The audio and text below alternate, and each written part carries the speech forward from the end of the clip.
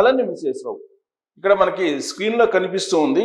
All India jewelleries and gold Smith federation అధ్యక్షుడు పంకజ్ అరోరా, కేంద్ర వాణిజ్య శాఖ మంత్రి పీయూష్ గోయల్.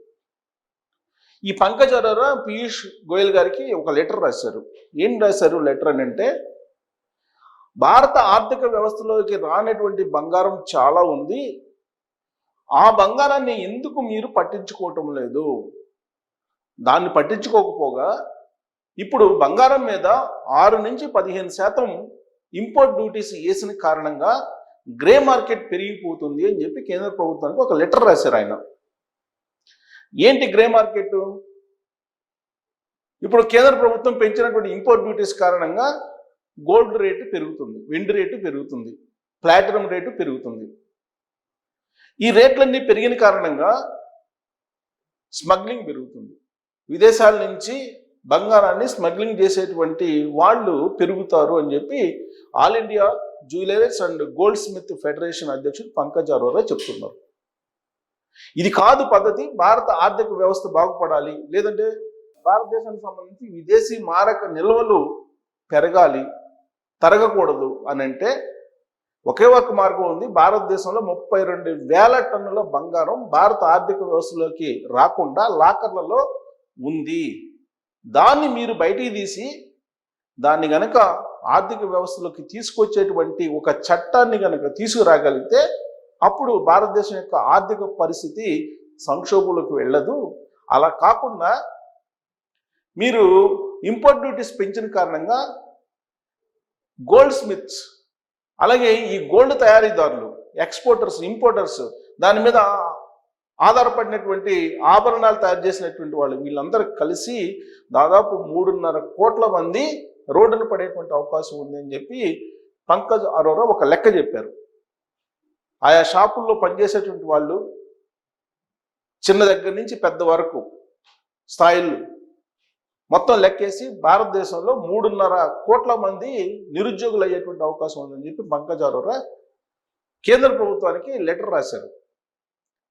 ఒకే ఒక స్టేట్మెంట్, భారత ప్రధానమంత్రి నరేంద్ర మోడీ గారు ఇచ్చినటువంటి స్టేట్మెంట్ కారణంగా బంగారం అమ్మకాలు తగ్గిపోయాయి. అలాగే బంగారానికి సంబంధించినటువంటి మార్కెట్ పేద మధ్యతరగతి వర్గాలకు దూరం అయిపోయింది. బంగారం షేర్ మార్కెట్ పడిపోతుంది. ఇవన్నీ కూడా ఒకే ఒక స్టేట్మెంట్ నరేంద్ర మోడీ గారు ఇచ్చిన కారణంగా జరిగినటువంటి పరిణామాలు. అంతర్జాతీయ మార్కెట్లో బంగారం రేటు తగ్గుతుంది, భారత మార్కెట్లోనేమో బంగారం రేటు మధ్యతరగతికి అందుబాటులో లేకుండా నరేంద్ర మోడీ గారే చేస్తున్నారని చెప్పి పంకజ్ అరోరా రాసినటువంటి లెటర్. ఎలా అంతర్జాతీయ మార్కెట్లో? ఇప్పుడు ఔన్స్ బంగారం అంతర్జాతీయ మార్కెట్లో $4,700 ఉంది సుమారుగా యాజ్ ఆఫ్ నౌ. ఇంతకుముందు 5,000 కూడా వెళ్ళింది. అంతర్జాతీయ మార్కెట్లో 5,000 కూడా వెళ్ళింది ఔన్స్ బంగారం. ఇప్పుడు అది 4,700కు వచ్చింది. అంటే తగ్గుతుంది. అంతర్జాతీయ మార్కెట్లో బంగారం రేటు తగ్గుతూ ఉంది. దానికి కారణం ఏంది? ఇంటర్నేషనల్గా డాలర్ ఇండెక్స్ పడిపోతూ ఉంది ఇంటర్నేషనల్గా. అందుకని ఇప్పుడు దాన్ని పెంచుకునేటువంటి ప్రయత్నం ట్రంప్ చేస్తున్నాడు. ఈ డాలర్ ఇండెక్స్ ఈ మధ్యకాలంలో పెరిగింది, దాంతో బంగారం రేటు తగ్గింది. ఇది ఈక్వేషన్. ఇది ఇంటర్నేషనల్ మార్కెట్లో. అదే దేశీయ మార్కెట్లోకి వచ్చేటప్పటికి ఇంటర్నేషనల్ మార్కెట్లో బంగారం రేటు తగ్గుతున్నప్పటికీ కూడా దేశీయంగా వచ్చేటప్పటికి పెరుగుతుంది. దానికి కారణం ఏంది? ఈ మధ్యకాలంలో IGST అనేటువంటి ఒక ట్యాక్స్ వేశారు. వెండి మీద, బంగారం మీద 3% వేశారు IGST ట్యాక్స్. ఈ 3% కారణంగా బంగారం దిగుమతులు తగ్గిపోయాయి. దిగుమతులు తగ్గిపోయాయంటే అర్థమైంది, డిమాండ్ తగ్గింది. డిమాండ్ తగ్గడం కారణంగా దిగుమతులు కూడా తగ్గించేశారు. 30 ఏళ్ల కనిష్టానికి ఈ బంగారం దిగుమతులు తగ్గిపోయాయని చెప్పేసి లెక్కేశారు. అంటే ఇప్పుడు బంగారం దిగుమతులు తగ్గించేశారు. తగ్గాలి అని చెప్పి కూడా నరేంద్ర మోడీ గారి టార్గెట్ కూడా అదే. బంగారం దిగుమతులు తగ్గితే విదేశీ మారక ద్రవ్య నిల్వలు పదిలంగా ఉంటాయి, పెరుగుతాయి, వాణిజ్య లోటు ఉండదు, వాణిజ్య లోటు కూడా తగ్గుతుంది అనేది ఆయన చెప్పేటువంటిది. సరే, ఆ ఈక్వేషన్ వేసుకున్నా కానీ ఇప్పుడు దేశీయంగా మరి పరిస్థితి ఏంటి? అంతర్జాతీయంగానేమో బంగారం రేటు తగ్గుతుంది, ఔన్స్ బంగారం రేటు దేశీయంగానేమో పెరుగుతుంది. దీనికి కారణం ఏంది? ISGST ఈ మధ్యకాలంలో 3% వేసిన కారణంగా దిగుమతులు తగ్గించారు.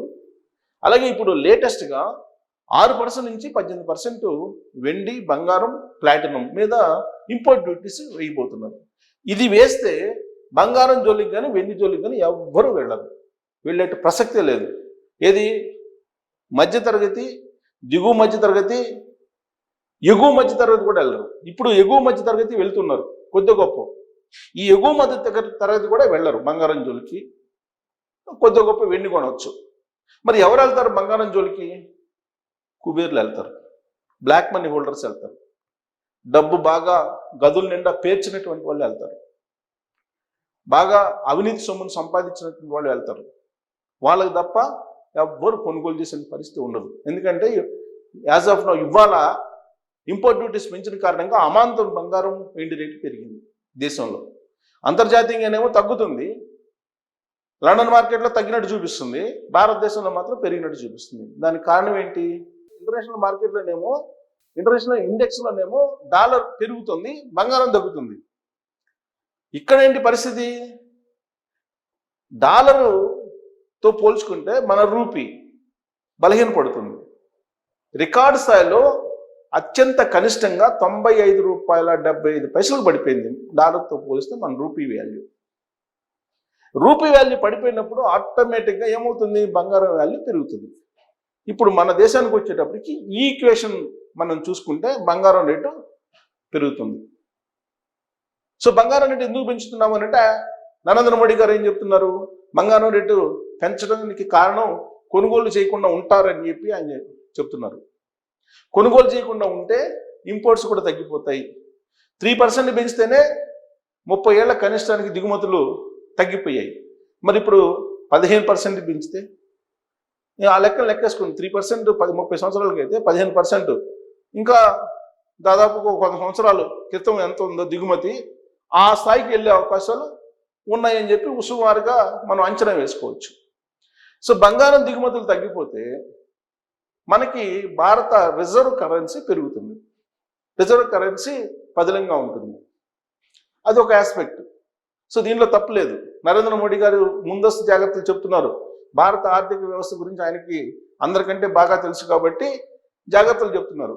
మీరు విదేశాలకు వెళ్ళొద్దు, విదేశీ వస్తువులు కొనొద్దు, అలాగే వర్క్ ఫ్రమ్ హోమ్ తీసుకోండి, ఆయిల్ కన్జంప్షన్ తగ్గించండి, పెట్రోల్ డీజిల్ అలాగే పబ్లిక్ ట్రాన్స్పోర్ట్ వాడండి, కార్లు వాడద్దు, ఒకవేళ వాడిన కార్ పూల్ చేసుకోండి, కార్ నిండుగా 4-5 వెళ్ళండి, ఇలాంటివన్నీ చెప్తున్నారు. మంచిదే. మరి 32,000 టన్నుల బంగారం లాకర్లో ఉన్నది ఎవరు బయటికి తీసుకొస్తారు? ఇది ఇప్పుడు పెద్ద క్వశ్చన్. భారతదేశ వ్యాప్తంగా జరుగుతున్నటువంటి చర్చ ఇది.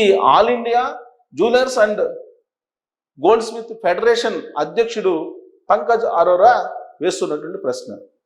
మరి దాని సంగతి ఏంటి? దాని సంగతి తేల్చాలి కదా. అది కనుక బయటకు వస్తే 10 లక్షల కోట్ల రూపాయల విలువైనటువంటి బంగారం సుమారుగా అది అని చెప్పి అంచనా వేస్తున్నారు. సో కాబట్టి అది బయటకు వస్తే ఆర్థిక వ్యవస్థ, విదేశీ మార్క ద్రవ్యాలు నిల్వలు ఇవన్నీ బాగా పెరుగుతాయి అని చెప్పి ఇప్పుడు పంకజ్ అరోరా చాలా సింపుల్ లాజిక్ చెప్తున్నారు.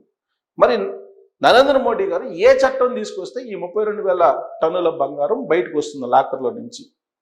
అక్రమార్కులు అనేక మంది దాచిపెట్టుకున్నటువంటి బంగారం కడ్డీల రూపంలో, బిస్కెట్ల రూపంలో, రకరకాలుగా ఈవెన్ మీకు బ్రిక్స్ రూపంలో కూడా తయారు చేసి పెట్టుకున్నటువంటి వాళ్ళు ఉన్నారు. అంటే మనకి ఇటుక రాయి ఉంది కదా, ఇటుక రాయి అంటే మనకు తెలిసినటువంటి ఇటుక రాయి, కానీ బడాబాబులు, నల్లధరులు, అవినీతి పరులు బ్రిక్ అంటే ఏంటో తెలుసా? బంగారపు ఇటుక. ఈ బంగారపు ఇటుకలను కొంతమంది లాకర్లో పెట్టున్నారు, ఉన్నటువంటి వాళ్ళు ఉన్నారు అనేక మంది. వాళ్ళ సంగతి ఏంటి అని ఇప్పుడు అడుగుతున్నారు. వాళ్ళని కనుక బయటకు తీసుకొస్తే ఈ రెస్ట్రిక్షన్స్ ఏం అవసరం లేదు, భారతదేశం విదేశీ మారక నిల్వలను అద్భుతంగా కలిగి ఉంటుందని చెప్పి చెప్తున్నారు. మరి అది సాధ్యమా నరేంద్ర మోడీ గారికి? అది చేయగలరా అనే దాని మీద మీరు కామెంట్ చేయొచ్చు. చేయాలంటే ఏం చేయాలి, ఎలాంటి చట్టం తీసుకురావాలనే దాని మీద మీరు కామెంట్ చేయొచ్చు. Thank you.